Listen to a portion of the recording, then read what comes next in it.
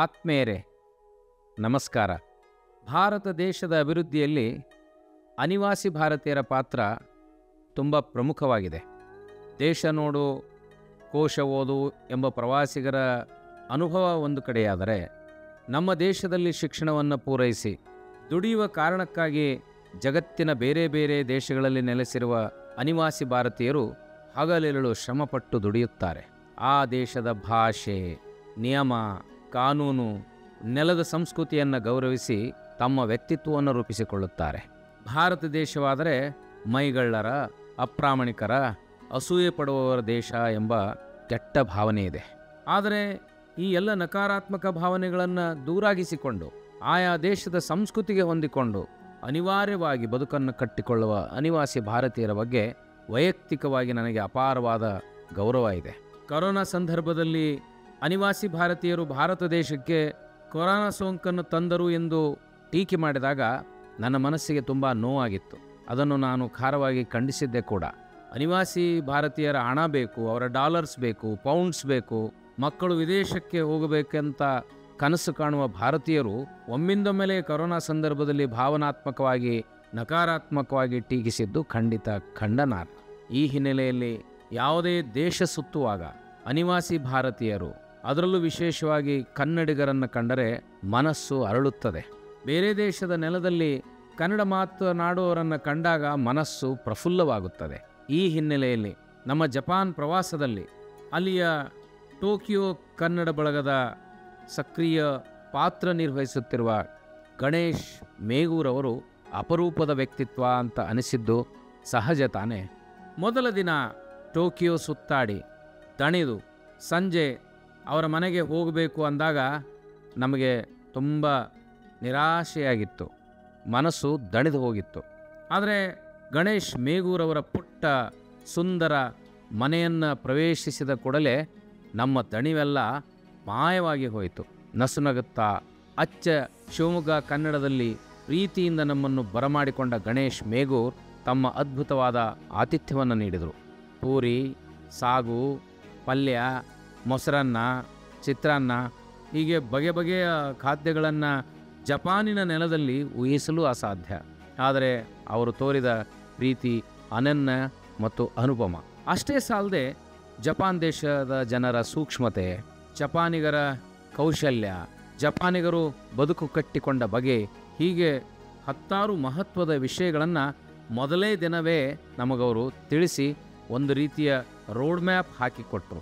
ಅವರ ಸಂದರ್ಶನದ ಮಾತುಗಳು ಕೂಡ ಅಷ್ಟೇ ಶಾರ್ಪ್, ಕ್ವೀಕ್ ಆ್ಯಂಡ್ ಎಕ್ಯುರೇಟ್. ಬನ್ನಿ, ಕನ್ನಡದ ಪ್ರೀತಿಯ ಮನಸ್ಸಿನ ಟೋಕಿಯೋ ಕನ್ನಡ ಬಳಗದ ಗಣೇಶ್ ಮೇಗೂರವರ ಆಪ್ತ ಮಾತುಗಳನ್ನು ನಿಮಗಾಗಿ ಆಲಿಸೋಣ. ನಮಸ್ಕಾರ.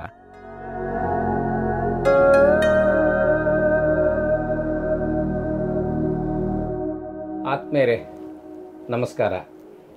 ನಮ್ಮ ನೆಮ್ಮದಿಯ ಬದುಕಿನೊಂದಿಗೆ ಒಬ್ಬ ವಿಶಿಷ್ಟವಾದ ಅತಿಥಿಗಳಿದ್ದಾರೆ.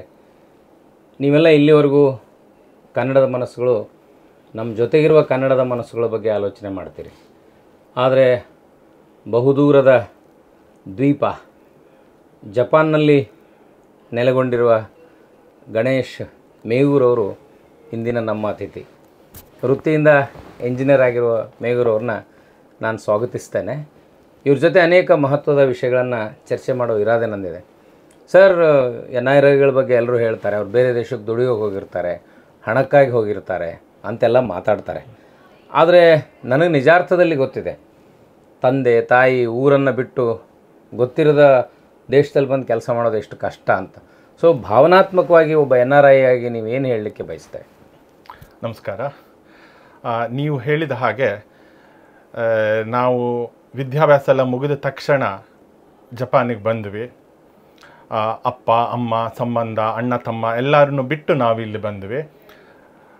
ಒಂದು ರೀತಿ ಸಂಬಂಧದಲ್ಲಿ ಎಲ್ಲರೂ ದೂರ ಆದ್ರೂ ಈಗಿನ ಟೆಕ್ನಾಲಜಿ ಎಲ್ಲ ಇರೋದರಿಂದ ಫೋನು, ಸ್ಕೈಪು ಅಥವಾ ಬೇರೆ ಬೇರೆ ರೀತಿಯಿಂದ ಅವ್ರ ಜೊತೆ ನಾವು ಭಾವನಾತ್ಮಕವಾಗಿ ಕನೆಕ್ಟ್ ಆಗಿದ್ದೇವೆ. ಆದರೆ ಎಲ್ಲೋ ಒಮ್ಮೊಮ್ಮೆ ಒಂಟಿತನ ಕಾಡುತ್ತೆ. ಆ ಒಂಟಿತನವನ್ನು ನಾವು ನಿವಾರಿಸ್ಕೊಳ್ಳೋದಕ್ಕೋಸ್ಕರ ಇಲ್ಲಿ ನಮ್ಮದೇ ಆದ ಒಂದು ಬಳಗವನ್ನು ಕಟ್ಕೊಂಡಿದ್ದೇವೆ. ಕನ್ನಡದವರು ಅನೇಕ ಜನರಿದ್ದಾರೆ. ಅವ್ರ ಜೊತೆಗೆ ಸೇರೋದು, ಅವ್ರ ಜೊತೆ ಹಬ್ಬ ಹರಿದಿನಗಳನ್ನು ಆಚರಿಸೋದು, ಬೇರೆ ಬೇರೆ ರೀತಿಯ ಕಾರ್ಯಕ್ರಮಗಳ ಜೊತೆ ಹಂಚಿಕೊಂಡು ನಾವು ಒಂದು ರೀತಿ ಆ ಭಾರತದಲ್ಲಿ ಇಲ್ಲ ಅನ್ನೋ ಭಾವನೆಯನ್ನು, ಒಂಟಿತನವನ್ನು ನಾವು ಈ ರೀತಿ ನೀಗಿಸ್ಕೊಳ್ತಾ ಇದ್ದೀವಿ. ಹಾಗೆ ನಮ್ಮ ಭಾರತ ಮತ್ತು ಜಪಾನಿನ ಸಂಬಂಧಕ್ಕೆ ಯಾವುದೇ ರೀತಿಯ ಚ್ಯುತಿ ಬಾರದಂತೆ ನಾವು ಇಲ್ಲಿ ಜಪಾನಿನ ಎಲ್ಲ ಆಚರಣೆಗಳನ್ನು ಗೌರವಿಸ್ತಾ, ಹಾಗೆ ಜಪಾನಿಗರನ್ನು ನಮ್ಮೊಟ್ಟಿಗೆ ಸೇರಿಸ್ಕೊಳ್ತಾ ಒಂದು ರೀತಿ ಹೊಂದಾಣಿಕೆಯ ಬಾಳ್ವೆಯನ್ನು ನಾವಿಲ್ಲಿ ಮಾಡ್ತಾ ಇದ್ದೇವೆ. ಸರಿ, ಒಂದು ಬೇಸಿಕಲಿ ಒಂದು ಪ್ರಶ್ನೆ. ನೀವಿಷ್ಟು 25 ವರ್ಷದಿಂದ ಇಲ್ಲಿದ್ದೀರಿ. ನಮ್ಮ ದೇಶ ಹೇಗಿರಬೇಕು, ನಮ್ಮ ದೇಶ ಯಾವ ರೀತಿ ಆದರೆ ಜಪಾನ್ ಥರ ತಾಂತ್ರಿಕವಾಗಿ ಆರ್ಥಿಕವಾಗಿ ಮುಂದುವರಿಲಿಕ್ಕೆ ಸಾಧ್ಯ ಅಂತ ನಿಮ್ಗೆ ಏನು ಅನ್ನಿಸ್ತದೆ? ನಮ್ಮ ದೇಶದಲ್ಲೂ ಈಗ ಅನೇಕ ಉತ್ತಮ ಬೆಳವಣಿಗೆಗಳು ನಡೆದು ಮುಂದುವರಿತಾ ಇದೆ. ಹಾಗೆ ಒಂದು ರೀತಿ ನೋಡಿದೆ, ಈಗ ಮೋದಿಯವರು ಸ್ವಚ್ಛ ಭಾರತ ಅಭಿಯಾನವನ್ನು ಮಾಡಿದ್ದಾರೆ. ನೀವು ಇಲ್ಲಿ ಜಪಾನ್ನಲ್ಲಿ ನೋಡಿರ್ಬೋದು, ಪ್ರತಿಯೊಂದು ಬೀದಿ ಗಲ್ಲಿ ಟ್ರೈನ್ ಎಲ್ಲದು ತುಂಬ ಸ್ವಚ್ಛವಾಗಿ ಈಗ ತೊಳೆದಿಟ್ಟಿರೋ ರೀತಿ ಭಾವನೆ ಬರುತ್ತೆ ನಿಮಗೆ. ಆ ರೀತಿಯ ಸ್ವಚ್ಛತೆ ಮತ್ತು ಇನ್ನೂ ಜಪಾನಿಗರು ತಮ್ಮ ಕೆಲಸದಲ್ಲಿ ತುಂಬ ಏನು ಕ್ವಾಲಿಟಿಯನ್ನು ಎಕ್ಸ್ಪೆಕ್ಟ್ ಮಾಡ್ತಾರೆ. ಸೊ ಅವರಿಗೆ 100% ಅಂದರೆ 100%, 99% ಅವರು ಲೆಕ್ಕದಲ್ಲಿ ಫೇಲು. ಹಾಗಾಗಿ ಕ್ವಾಲಿಟಿಯನ್ನು ಪ್ರತಿಯೊಂದು ಕೆಲಸದಲ್ಲಿ, ಅದು ಒಂದು ಟೆಕ್ನಾಲಜಿ ಇರ್ಬೋದು ಅಥವಾ ರೈಲ್ವೆ, ಯಾವುದೇ ಆದ್ರೂ ಕ್ವಾಲಿಟಿನ ಎಕ್ಸ್ಪೆಕ್ಟ್ ಮಾಡ್ತಾರೆ. ಅದರಲ್ಲಿ ಯಾವುದೇ ರೀತಿಯ ಹೊಂದಾಣಿಕೆಯನ್ನು ಮಾಡ್ಕೊಳ್ಳೋದಿಲ್ಲ. ಈ ರೀತಿಯ ಒಂದು ಮನೋಭಾವನೆ ನಮ್ಮಲ್ಲೂ ಈಗ ಬರ್ತಾ ಇದೆ, ಬರ್ತಿಲ್ಲ ಅಂತಿಲ್ಲ. ಇನ್ನೊಂದು ಸ್ವಲ್ಪ ಮಾಡಿಕೊಂಡ್ರೆ ನಮ್ಮ ಭಾರತನು ಬಹಳ ಬೇಗ ಜಪಾನ್ ಜಪಾನ್ ನಾವು ಎಷ್ಟು ಹಿಂದುಳಿದಿದೆ ಅಂತ ನಿಮಗೆ ಅನ್ನಿಸ್ತದೆ? ಒಂದು ಕಂಪ್ಯಾರಿಸನ್ ಮಾಡಿದಾಗ ನಾವು ಜಪಾನಿಗರ ಹಾಗೆ ಆಗಲಿಕ್ಕೆ ಎಷ್ಟು ವರ್ಷದ ಪರಿಶ್ರಮ ನಮಗೆ ಬೇಕಾಗ್ಬೋದು? ನೀವು ಭಾರತದಲ್ಲಿ ದೊಡ್ಡ ದೊಡ್ಡ ನಗರಗಳ ಲೈಕ್ ಬೆಂಗಳೂರು, ಚೆನ್ನೈ ಆ ಥರದ ನಗರ ತೊಗೊಂಡ್ರೆ ತುಂಬ ಟೋಕಿಯೋ ಲೆವೆಲಲ್ಲೇ ಇದ್ದಾರೆ, ಇಲ್ಲ ಅಂತಿಲ್ಲ. ಆದರೆ ಇಲ್ಲಿ ಈ ಟೋಕಿಯೋ ಎಷ್ಟು ಯಾವ ಮಟ್ಟದಲ್ಲಿ ಒಂದು ಮುಂದುವರೆದಿದೆಯೋ ಅದೇ ರೀತಿ ಪ್ರತಿಯೊಂದು ಹಳ್ಳಿಗಳು ಕೂಡ ಅದೇ ಲೆವೆಲಲ್ಲೇ ಇದೆ. ಆ ರೀತಿಯ ಒಂದು ಹಳ್ಳಿ ಮತ್ತು ನಗರದ ಅಂತರ ಭಾರತದಲ್ಲಿ ಇದೆ. ಇಲ್ಲಿ ಅರ್ಬನ್ ಓರಿಯೆಂಟೆಡ್ ಗ್ರೋತ್ ಅಂತಲ್ಲ, ಇಡೀ ಜಪಾನೇ ಆಗಿದೆ. ನೀವು ಭಾರತ ದೇಶದ ಸಂದರ್ಭದಲ್ಲಿ you are mentioning about the metros. ಇಡೀಯಾಗಿ ದೇಶದ ಒಂದು ಅಭಿವೃದ್ಧಿಗೆ ಏನು ಅಡೆತಡೆ ಇರ್ಬೋದು ಅಂತ ನಿಮ್ಗೆ ಅನಿಸ್ತದೆ? ಅಲ್ಲಿ ಒಂದು ದೇಶ ಬಹಳಷ್ಟು ವಿಶಾಲವಾಗಿದೆ. ಹಾಗೇನೆ ಜನ, ಅವರ ಅಭಿರುಚಿ, ಅವರು ಮಾಡ್ತಾ ಇರೋ ಪದ್ಧತಿಗಳೆಲ್ಲ ಬೇರೆ ಬೇರೆ. ನೀವು ಅದನ್ನೆಲ್ಲ ಕನೆಕ್ಟ್ ಮಾಡಿ ಆಮೇಲೆ ಅದನ್ನು ಅಭಿವೃದ್ಧಿ ಮಾಡ್ತಾ ಹೋಗಬೇಕಾಗತ್ತೆ. ಹಾಗಾಗಿ ಇಲ್ಲಿ ಥರ ಬೆಳವಣಿಗೆ ಒಂದು ಹಳ್ಳಿ ಮಟ್ಟದಲ್ಲಿ ಹೋಗಬೇಕು ಅಂತ ಸ್ವಲ್ಪ ಸಮಯ ಬೇಕಾಗತ್ತೇನಾ ಅಂತ ಅನಿಸುತ್ತೆ. ಅದನ್ನು ಹೊರತುಪಡಿಸಿ ಜಪಾನಿಗರ ಮೆರಿಟೋರಿಯಸ್ ಕ್ವಾಲಿಟಿ ಯಾವುದು ಅಂತ ನಿಮಗೆ ಅನಿಸ್ತದೆ ಸರ್? ಇವರದ್ದು ಒಂದು, ನಾನು ಹೇಳಿದ ಹಾಗೆ ವರ್ಕೋಹಾಲಿಕ್ಕು. ಇವರು ಕೆಲಸದಲ್ಲಿ ಬಹಳಷ್ಟು ತಮ್ಮ ವೈಯಕ್ತಿಕ ಜೀವನ ಬದಿಗಿಟ್ಟು ಕೆಲಸ ಮಾಡ್ತಾರೆ. ಒಂದು ಜನರೇಷನ್, ಈಗಿನ ಯುವ ಜನತೆ ಸ್ವಲ್ಪ ಅದರಿಂದ ಬದಲಾಗಿದ್ದಾರೆ. ಆದರೆ ಒಂದು 30-35 ವರ್ಷದ ಮೇಲಿನ ವಯಸ್ಸಿನವರೆಲ್ಲರೂ ವರ್ಕೋಹಾಲಿಕ್ಕು. ಸೊ ಕೆಲಸವೇ ಮೊದಲು, ನಂತರ ಅವರ ವೈಯಕ್ತಿಕಗಳು. ಸೊ ಆ ಒಂದು ಯೋಚನೆ ಸ್ವಲ್ಪ ನಮ್ಮ ಭಾರತದಲ್ಲಿ ಇಲ್ಲ ಅಂತಲ್ಲ, ಸ್ವಲ್ಪ ರೂಢಿಸ್ಕೊಳ್ಬೇಕು ಅನ್ಸುತ್ತೆ ಸರ್. ಇವರಿಗೆ ಇಷ್ಟು ನ್ಯಾಚುರಲ್ ಕೆಲಾಮಿಟೀಸ್ ಇದೆ, ಅರ್ಥಕ್ವೇಕ್ ಇದೆ, ಇಲ್ಲಿ ಸುನಾಮಿ ಬರುತ್ತೆ, ಇಷ್ಟೆಲ್ಲ ಇದ್ರೂ ಟೆಕ್ನಿಕಲಿ ಇಷ್ಟು ಮುಂದುವರೆದ ಶ್ರೀಮಂತರಾದರೂ ಕೂಡ ಈ ದೇಶವನ್ನು ಬಿಟ್ಟು ನಾವು ಹೋಗಬಾರ್ದು, ಈ ದೇಶವನ್ನು ರಕ್ಷಣೆ ಮಾಡ್ಕೋಬೇಕು ಅನ್ನೋ ಅಭಿಮಾನ, ರಾಷ್ಟ್ರಾಭಿಮಾನ ಇದೆಯಲ್ಲ, ಅದ್ರ ಬಗ್ಗೆ ನಿಮ್ಮ ಅನುಭವ ಏನು? ನಿಮ್ಗೆ ಆ ರೀತಿಯ ಅವರ ಜಾಪನೀಸ್ ಗುಣಮಟ್ಟ ಹೇಳಲಿಕ್ಕೆ ಏನಾದ್ರು ಒಂದು ಉದಾಹರಣೆ ನೆನಪಾಗ್ತದೆ? ಹೌದು. ಇವರಿಗೆ ತಮ್ಮ ದೇಶ, ತಮ್ಮ ಭಾಷೆಯ ಬಗ್ಗೆ ಅಭಿಮಾನ ಬಹಳಷ್ಟು ಇದೆ. ಅದನ್ನು ಯಾವ ಕಾರಣಕ್ಕೂ ಅವರು ಬಿಟ್ಕೊಡೋದಿಲ್ಲ, ಅಥವಾ ಅದನ್ನು ಯಾರಾದರೂ ಹೀಗಳಿದ್ರು ಅದನ್ನು ಸಹಿಸೋದು ಇಲ್ಲ. ಒಂದು ಉದಾಹರಣೆ ನಿಮಗೆ 2011 ಭೂಕಂಪ ಮತ್ತು ಸುನಾಮಿಯ ಸಮಯದಲ್ಲಿ ಬಹುತೇಕ ವಿದೇಶಿಯರೆಲ್ಲರೂ ಅವರವ್ರ ನೆಲಕ್ಕೆ ವಾಪಸ್ ಹೋದರು ಆ ಸಮಯದಲ್ಲಿ. ಆದರೆ ಇವರು ಮಾತ್ರ ಇಲ್ಲ, ನಾವು ಈಗ ಹೋಗಬಾರ್ದು ಅನ್ನೋ ಒಂದು ಉದ್ದೇಶದಿಂದ ಪ್ರತಿಯೊಬ್ಬರು ಅವರವರ ಇದ್ದ ಜಾಗದಲ್ಲೇ ಇದ್ದು ಅದನ್ನು ಫೇಸ್ ಮಾಡಿದರು. ಉದಾಹರಣೆಗೆ ಫುಕುಶಿಮಾದ ಅಕ್ಕಪಕ್ಕದಲ್ಲೇ ಅಲ್ಲಿ ಎವ್ಯಾಕ್ಯುಯೇಟ್ ಮಾಡಬೇಕಾದ ಕಾರಣದಿಂದ ಅದು ಸ್ವಲ್ಪ ಈ ಕಡೆ ಬಂದಿರುತ್ತು. ಮತ್ತು ಎಲ್ಲರೂ ಟೋಕಿಯೋ ಪ್ರತಿಯೊಂದು ಜಾಗ ಅವರ ಕೆಲಸಗಳ ಕಾರ್ಯದಲ್ಲೇ ಎಂದಿನಂತೆ ಇದ್ದು ಅದನ್ನು ಮುಂದುವರಿಸ್ಕೊಂಡಿದ್ರು. ಯಾವ ಕಾರಣಕ್ಕೂ ನಾವು ಇಲ್ಲಿಂದ ಓಡೋಗಬೇಕು ಅನ್ನೋ ಒಂದು ಭಾವನೆ ಅವ್ರಿಗೆ ಕಾಡಲಿಲ್ಲ. ಅದೇ ಥರ ಬೇರೆ ಎಲ್ಲ ರೀತಿಯಲ್ಲೂ ಆಗಿನ ಸಮಯದಲ್ಲಿ ಒಂದು ಕ್ಲಿಷ್ಟಕರವಾದ ಒಂದು ಕಷ್ಟಕರವಾದ ಸಮಯದಲ್ಲಿ ಅದನ್ನು ಎದುರಿಸಿದರು ಇವರು. ಅಲ್ಲ, ಅವ್ರ ಮೇಲೆ ಹಿರೋಶಿಮಾ ನಾಗಸಾಕಿ ದಾಳಿ ಆಗೋದ್ರಿಂದ ಜಪಾನಿಗೆ ಒಂದು ಕಹಿ ಅನುಭವ ಇದೆ. ಬಟ್ ಇಷ್ಟೆಲ್ಲ ಬೆಳೆದ ಮೇಲೆ ಆರ್ಥಿಕವಾಗಿ ತಾಂತ್ರಿಕವಾಗಿ ಎಲ್ಲ ದೃಷ್ಟಿಯಿಂದ ಬೆಳೆದ ಮೇಲೆ ಕೂಡ ನಾವು ಇಂಥದ್ದೊಂದು ಸ್ವರ್ಗನ ನಿರ್ಮಾಣ ಮಾಡೋಷ್ಟು ಅವ್ರಿಗೆ ಹಣ ಇದೆ, ಎಲ್ಲ ಇದೆ. But why they don't want to leave this particular island? ಅದು ಅಭಿಮಾನ, ದೇಶಾಭಿಮಾನ. ನನ್ನ ದೇಶ, ನನ್ನ ಭಾಷೆ, ನನ್ನ ಜನ, ಇವರನ್ನು ಬಿಟ್ಟು ಹೋಗಬಾರ್ದು ಅನ್ನೋ ಅಭಿಮಾನ. ಸೊ ಅದಕ್ಕೋಸ್ಕರ ಅವರು ಎಷ್ಟೆಲ್ಲ ಟೆಕ್ನಾಲಜಿ ಮುಂದುವರೆದ್ರು ಕೂಡ ಇಂಗ್ಲೀಷ್ ಕಲೀಲಿಕ್ಕೆ ಮನಸ್ಸು ಮಾಡಲಿಲ್ಲ. ಸೊ ಅವ್ರ ಹತ್ರ ಜನ ಜಪನೀಸ್ ಹತ್ರ ಬರ್ತಿದ್ರು ಅನ್ನೋದೊಂದು ಕಾರಣನ, ಅಥವಾ ಅವ್ರಿಗೆ ಕನ್ಸರ್ವೇಟಿವ್ ಮನಸ್ಥಿತಿ ಇದೆ ಅಂತೀರಾ? ಅದು ಎರಡೂ ಇತ್ತು. ಒಂದು, ಅವರಿಗೆ ಇಂಗ್ಲೀಷ್ ಕಲಿತು ಅದರಿಂದ ಅನ್ನ ತಿನ್ನಬೇಕು ಅಥವಾ ಅದರಿಂದ ಅವ್ರದ್ದು ತಮ್ಮ ದುಡಿಮೆ ನೋಡಬೇಕು ಅನ್ನೋ ಇದಿರಲಿಲ್ಲ. ಯಾಕೆಂದರೆ ಅವ್ರಿಗೆ ಪ್ರತಿಯೊಂದು ಇಲ್ಲೇ ಇತ್ತು. ಈಗ ಬೇರೆ ದೇಶದ ನಮ್ಮ ಭಾರತ, ನಾವು ಇಲ್ಲಿಂದ ಹೊರಗಡೆ ಹೋಗೋದಕ್ಕೆ ಯೋಚನೆ ಮಾಡ್ತೀವಲ್ಲ, ಇವರಿಗೆ ಅದು ಅವಶ್ಯಕತೆ ಇರಲಿಲ್ಲ. ಯಾಕೆಂದರೆ ಇವರಿಗೆ ಬೇಕಾದ ಉದ್ಯೋಗ, ಹಣ ಪ್ರತಿಯೊಂದು ಇವರ ದೇಶದಲ್ಲೇ ಇತ್ತು. ಹಾಗಾಗಿ ಅವರು ಒಂದು ಇಂಗ್ಲೀಷ್ ಕಲಿಲ್ಲ. ಎರಡನೇದು, ತಮ್ಮ ಭಾಷೆಯ ಬಗ್ಗೆ ಇದ್ದ ಅಭಿಮಾನ.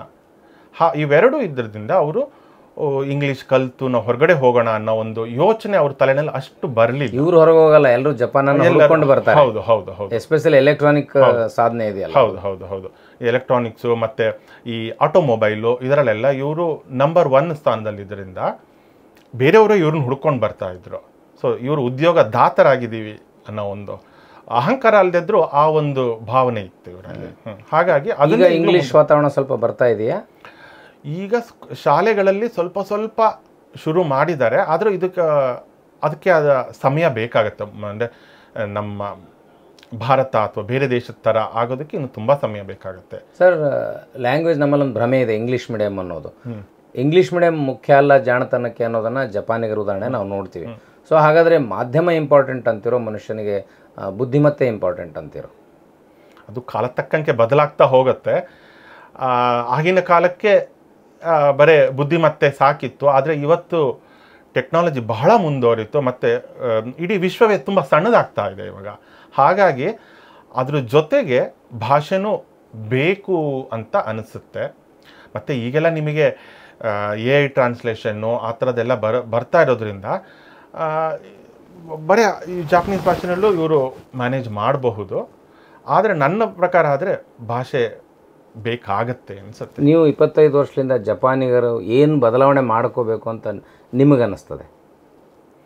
ಇವರು ಸ್ವಭಾವದಲ್ಲಿ ಸ್ವಲ್ಪ ಹಿಂಜರಿಕೆಯಿಂದ ಶೈ ಅಂತಾರಲ್ಲ, ಆ ಥರದ ಜನಗಳು. ಇನ್ನೊಂದು ಸ್ವಲ್ಪ ಓಪನ್ ಅಪ್ ಆಗಿ ಎಲ್ಲರ ಜೊತೆಗೆ ಬೆರೆಯೋ ಅಂಥವ್ರಾದರೆ ಒಳ್ಳೆಯದೇನೋ ಅಂತ ಅನಿಸುತ್ತೆ. ಭಾರತದ ದೃಷ್ಟಿಯಲ್ಲಿ ಭಾರತ ಹೆಂಗೆ ಆಗ್ಬೇಕಂತ ಬಯಸ್ತೀರಿ? ಭಾರತ ಈಗ ಬಹಳ ಚೆನ್ನಾಗಿ ಇಂಪ್ರೂವ್ ಆಗ್ತಾ ಇದೆ ಈಗ ಕೆಲವೊಂದು ವರ್ಷದಲ್ಲಿ. ಅಲ್ಲ, ನೀವು ನಿಸ್ಸಂಕೋಚವಾಗಿ ಹೇಳ್ರಿ, ಯಾಕಂದ್ರೆ ನೀವು ಭಾಳ ಕಷ್ಟಪಟ್ಟಿದ್ದೀರಿ, ನಿಮ್ಮ ಬದುಕನ್ನು ಕಟ್ಕೊಂಡಿದ್ದೀರಿ, ಬಂಧುಗಳನ್ನು ಬಿಟ್ಟಿರ್ತೀರಿ. ನಮ್ಮ ದೇಶನೂ ಈ ಟೋಕಿಯೋ ಥರ ಆಗಲಿ ಅಂತ ಆಸೆ ಅನ್ಸಲ್ವ ನಿಮ್ಗೆ ಇಲ್ಲಿಂದ ಭಾರತಕ್ಕೆ ಬಂದ? ಖಂಡಿತ ಖಂಡಿತ ಖಂಡಿತ ಆ ರೀತಿಯ ಒಂದು ಆಸೆ ಯಾವಾಗಲಿಂದನೂ ಇದೆ. ಬಹುಶಃ ಬಹಳಷ್ಟು ಬೇಗದಲ್ಲಿ ಆಗುತ್ತೆ. ಒಂದು ಭಾರತಕ್ಕೆ ಒಂದು ಒಳ್ಳೆ ಅವಕಾಶ ಇದೆ ಅಂದರೆ ಅಲ್ಲಿ ಜನಸಂಖ್ಯೆ ಇದೆ, ಅಂದರೆ ಪಾಪ್ಯುಲೇಷನ್. ಹೌದು, ಅಲ್ಲಿ ನಮಗೆ ವರ ಅದು ಪಾಪ್ಯುಲೇಷನ್ನು. ಇಲ್ಲಿ ಜನಸಂಖ್ಯೆ ಕಡಿಮೆ ಆಗ್ತಾ ಬರ್ತಾ ಇದೆ. ಪ್ರತಿ ವರ್ಷಕ್ಕೂ ವಯಸ್ಸಾದವರ ಸಂಖ್ಯೆ, ಅಂದರೆ ರಿಟೈರ್ಡ್ ಆಗ್ತಾ ಇರೋರ ಸಂಖ್ಯೆ ಜಾಸ್ತಿ ಆಗ್ತಾ ಇದೆ. ಆ ಒಂದು ದೃಷ್ಟಿಯಿಂದ ನೋಡಿದ್ರೆ ಭಾರತಕ್ಕೆ ಬಹಳಷ್ಟು ಅವಕಾಶ ಇದೆ. But it should be utilised. ಹೌದು, ಹ್ಯೂಮನ್ ರಿಸೋರ್ಸ್, ಮಾನವ ಸಂಪನ್ಮೂಲ ಅವಕಾಶ ಬಹಳಷ್ಟು ಇರೋದ್ರಿಂದ ಭಾರತಕ್ಕೆ ಅದನ್ನು ಚೆನ್ನಾಗಿ ಉಪಯೋಗಿಸ್ಕೊಂಡ್ರೆ ಭಾರತನು ಬಹುಬೇಗ ಇದೇ ಥರ ಅಭಿವೃದ್ಧಿ ಹೊಂದುತ್ತೆ ಅಂತ ನನ್ನ ಭಾವನೆ. ನೀವು ಕನ್ನಡ ಸಂಘನ ಕಟ್ಕೊಂಡಿದ್ದೀರಿ, ಏನು ಚಟುವಟಿಕೆಗಳನ್ನು ಮಾಡ್ತೀರಿ?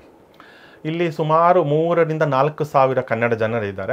ಅದರಲ್ಲಿ ಬಹುತೇಕ ಅಂದರೆ ಅರ್ಧದಷ್ಟು ಜನ ಬಂದು 3 ತಿಂಗಳು 6 ತಿಂಗಳು ಇದ್ದು ಹೋಗೋರು. ಇನ್ನು ಉಳಿದವರು ಇಲ್ಲೇ ಬಹಳಷ್ಟು ವರ್ಷದಿಂದ 10-20 ವರ್ಷದಿಂದ ಅಥವಾ ಇನ್ನೂ ಅದಕ್ಕಿಂತ ಹೆಚ್ಚು ಇದ್ದಾರೆ. ನಾವುಗಳೆಲ್ಲ ಸೇರಿಕೊಂಡು ಕನ್ನಡ ಬಳಗ, ಟೋಕಿಯೋ ಕನ್ನಡ ಬಳಗ ಅಂತ ಕಟ್ಕೊಂಡಿದ್ದೀವಿ. ಇಲ್ಲಿ ಹೆಚ್ಚಾಗಿ ನಾವು ರಾಜ್ಯೋತ್ಸವ, ಯುಗಾದಿ ಮತ್ತು ಗೌರಿ ಗಣಪತಿ ಹಬ್ಬ ಇದನ್ನು ವಿಜೃಂಭಣೆಯಿಂದ ಆಚರಿಸ್ತೇವೆ. ಇದು ಅಲ್ಲದೆ ವನಭೋಜನ ಅದು ಇದು ಮತ್ತು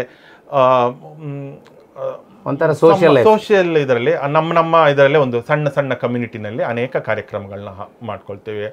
ಆಮೇಲೆ ಕೆಲವರಿಗೆ ಕತೆ ಪುಸ್ತಕ ಓದೋದ್ರ ಬಗ್ಗೆ ಆಸಕ್ತಿ ಇರುತ್ತೆ. ಆ ಥರದಲ್ಲಿ ಯಾರ ಹತ್ರ ಕತೆ ಪುಸ್ತಕ ಇದೆಯೋ ಅದನ್ನು ಶೇರ್ ಮಾಡ್ಕೊಳ್ತಾ ನಮ್ಮ ಕೈಲಾದ ಮಟ್ಟಿಗೆ ಕನ್ನಡ ತಾಯಿಯ ಸೇವೆಯನ್ನು ಮಾಡ್ತಾ ಇಲ್ಲಿ ನಾವು. ತಮಗೇನಾರು ಬರೆಯೋ ಇರಾದೆ ಇದೆಯಾ?